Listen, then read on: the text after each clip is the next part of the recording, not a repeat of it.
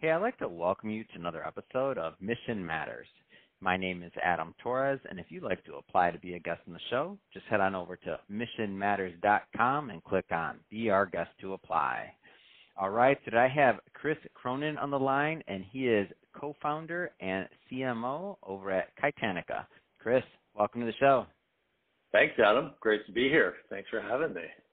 All right, Chris. So excited to learn more about Kitanica today, and also I hear that you have some Hollywood ties, so we'll be getting into that as well. But before we do that, we will get this interview started the way that we start them all, with our Mission Matters Minute.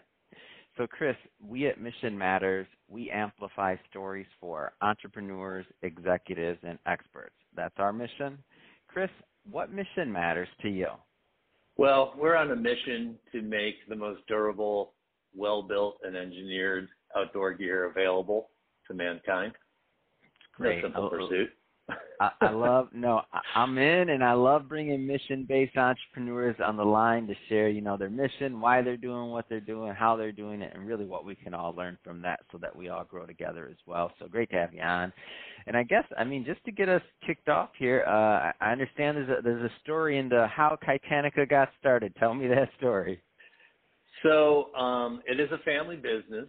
My brother Beej, or William Cronin, is a designer and has been designing clothes since he was about 11 on my mom's sewing machine, our mom's sewing machine. And he basically just started making clothes for himself. And he made some weird cheesemaker shirt from some pattern from some crafty store in Connecticut. And hated it. Just looked so Three Musketeers. He just started to change it immediately. He's like, this isn't cool. He's like, you need to get rid of this, strip this down, put a pocket over here.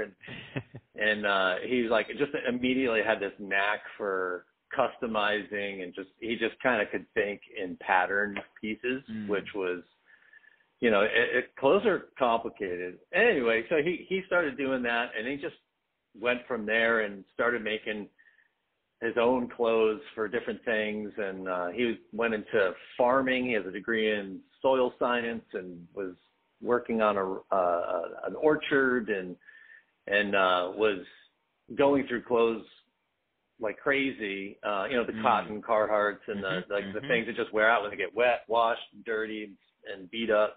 Farmers are hard on clothes, as you might imagine. And he just started to make stuff out of like ballistic nylon and different corduras and just really heavy nylon so that it would last forever. And so he started making these like really insane jackets that took, I don't know, 100 hours to make maybe for the first one when he was learning how to do it and honing in on it. And he's still making those kind of jackets. But so that was kind of the impetus for we can make clothes that nobody else makes, like clothes that are so durable that you wouldn't imagine that somebody would make it or need something that durable. But turns out people do want that. And so we've been making clothes like that. We've got pants, shorts, shirts, fleeces, jackets, and all different levels of durability, of course, because we're using all sorts of different kinds of fabrics, but it's all about quality build, quality materials. We sew everything with boot thread, so it just holds together and it's just built right and has functionality that is something that we also focus on. But that's where it started, was him making these clothes. And so, that launched the business. So what has been, who are some of the, first off, when I was kind of reading and looking at everything, so the idea of overbuilt tactical and adventure apparel. So when you think about that, is this a segment in the marketplace, or are you really kind of inventing something new? Because I always thought, as we were having this conversation, I thought Carhartt, those jackets, okay, that's rugged, but no, you're a step above that. In terms of durability and in terms of what you're doing, who wears this? I'm so curious.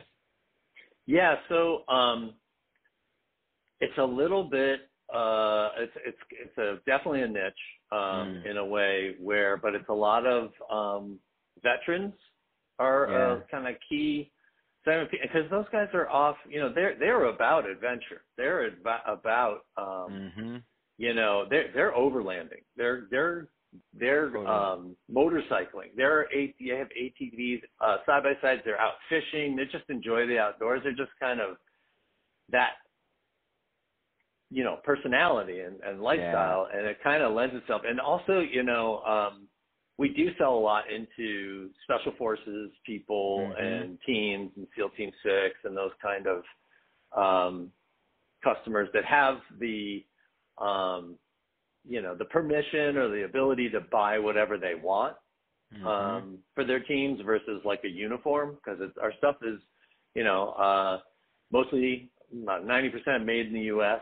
and we have our own soap facility and stuff, and we're in California, so the minimum wage is very high, and so it does cost real money to do it, but you only have to buy one because it's going to last you forever. So that's kind of our mission. Part of our mission is, but anyone who it's really evolved where our line is huge now. We have a ton of different products that we make. We sell, and it looks great, by the way, for everybody. Thank for you. everybody that's listening. I mean, I looked at your Instagram. So Kitanica U.S.A. Kitanica U.S.A. and I look at it. I know we've been talking about durability, right? But I'm looking at this right now, and I'm like, I want this. I'm like, this jacket is amazing. I see the black one. I'm probably saying it wrong. Oh, the newest Mark Series jacket. There we go. It's beautiful.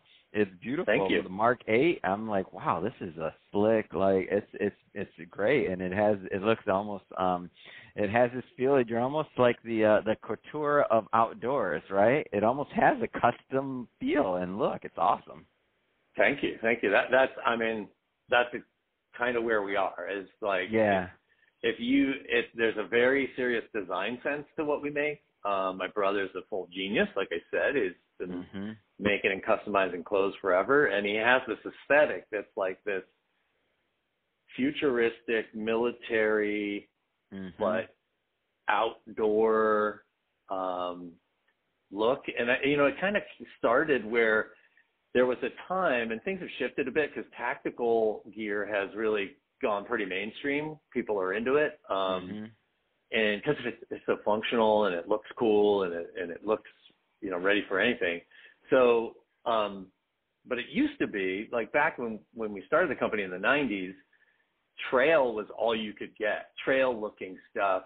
I'm thinking the REIs of the world and on the East Coast, it's Eastern Mountain Sports, and just this kind of hiking, a little bit granola, not that there's anything wrong with that, but just kind of not aggressive, badass looking stuff. And that's kind of where we came in. We're like, these things can look, Terminator, like out of a movie. And that's kind of where Hollywood does come in, is that they've seen tell me about the Hollywood ties. Like, how did all this come about? Well, they've found us. Well, first, my brother was making this jacket called the Mark IV, and we still make it. It's been redesigned since. But it was one of his early jackets, and it had a spine pad, articulated spine pad. It was green, almost like the Hulk green, and had a rifle recoil pad on the right shoulder. It's made of 1,000 denier Cordura. It's got double layer shoulders and elbows. It's got Fastex clips with big plastic buckles down the front, so you can wear it unzipped and it can vent. It was really heavy duty, and it has this giant collar with two cinches to cinch it down and stuff. And one of his buddies, before he was famous, bought one, and he was making them onesie twosie and just kind of small run stuff. We weren't in like production mode. We didn't have a factory. He was like a one-man sweatshop basically. And my brother and Adam Savage bought one of Mythbusters fame, and so that was before he was on the show. And then he started shooting the show. He got and took off, and so that Mark IV is in all these episodes of Mythbusters, like really early on in the internet days. And we didn't even know he was wearing it. My brother had no idea. I had no idea, and my cousin didn't have any idea either. And so one of my brother's friends was looking for a current address for him, and found this whole stream in a forum that said, like, who makes this jacket? What is this thing? This thing's amazing. I need one. And so he reached out to my brother, like, dude, you gotta get online here and answer these people's questions. They want to know about the jacket. Anyway, so that started this whole thing down that road, and that was the first kind of TV foray. And so since then we've gone on, we've got other things on Mythbusters, but we've also have really good ties with Marvel. We're in a bunch of Avengers movies. We have we're the pants on the Rock in Jumanji, and so we've custom made those. So the wardrobe departments have found us, and because we're vertical, we do, we're a cut and sew operation. We design cut and sew. We have in-house sewing and capabilities to make stuff. So what's funny is, for that Jumanji movie, those are the green pants with the pockets, and we're famous for that design because it's got these lap pockets, dual lap pockets left and right, and it's got knee. We have some with knee pad inserts, and they're really heavy duty tactical pants. And so he's wearing them in the movie, and so the producers asked us to make a child's version of that, which we obviously don't have graded down to like really small sizes or anything. But we're like, yeah, sure, we'll make one. And so we made one pair of pants, just scaled it all down. And that's, again, my brother just, wow. He's a pattern maker. He's like all that. Wow. And, so we made this one pair, and we never saw it in the movie. We thought there was going to be like some sequence of him as a kid in this Jumanji thing, and either they did that. We never saw it in the movie, so we figured they either had a scene that wound up on the editing room floor and they didn't use the pants for that, or one of the directors or somebody's kid wanted to be Jumanji for Halloween and wound up with a pair of pants that took whatever 100 hours. Yeah. So anyway, but we've also been on The Rock and the Fast and Furious. Wow. The show. But what's interesting in terms of like business, it's hard to parlay those placements into much. You can't really use, The Rock's likeness. I mean, on social it's loose and you can, but nobody's going to come after you necessarily. But in terms of notoriety, you're really just kind of working with the wardrobe people and just trying to get more business that way because they buy them. So, But Marvel has a little Kitanica, not a little, but it's actually kind of substantial Kitanica department in their wardrobe where there's this little, we have a bunch of jackets because we know they've bought all these jackets for Arrow and different shows they make. I don't even know if that's them, but wow. Anyway, so kind of fun, but basically bragging rights is really what you get out. Or we haven't been able to turn it into like cash money, but it's cool. It's certainly cool to be a part of it. We're always stoked when they call. Wow, that's pretty amazing. Well, I'll tell you, this is an amazing story. I'm happy to bring it to my audience. And first off, great. I love bringing these type of entrepreneur stories to everyone, Chris, because I feel like it's motivating, it's inspiring. I mean, family business, made in the U.S., I mean, all these other things. It's just great story. That being said, it's been great having you on the show. If somebody wants to learn more or if they want to connect and shop, what's the best way for them to do that? Our website, Kitanica.com, Kitanica.com. You can also reach me directly at chris@Kitanica.net. CHRIS. Fantastic. And we'll put all of that information in the show notes, all the links and stuff like that, because I want my audience to check it out. And I saw a denim jacket as we were talking to. I'm like, oh, okay. And then you're priced well too. So so everybody knows, I mean, go check out the shop, go check it out. But just because The Rock's wearing these pants don't mean, or a version of them does not mean that you can't afford them. Like, I was shocked when I saw the prices, and especially because you think about the price. Okay, it's a little bit more than maybe a Carhartt or something, but you can need one of those jackets for life. You're never going to mess it up. I mean, it pays for itself as far as I'm concerned. So awesome. We'll put all of that information in the show notes again so that our audience can check it out.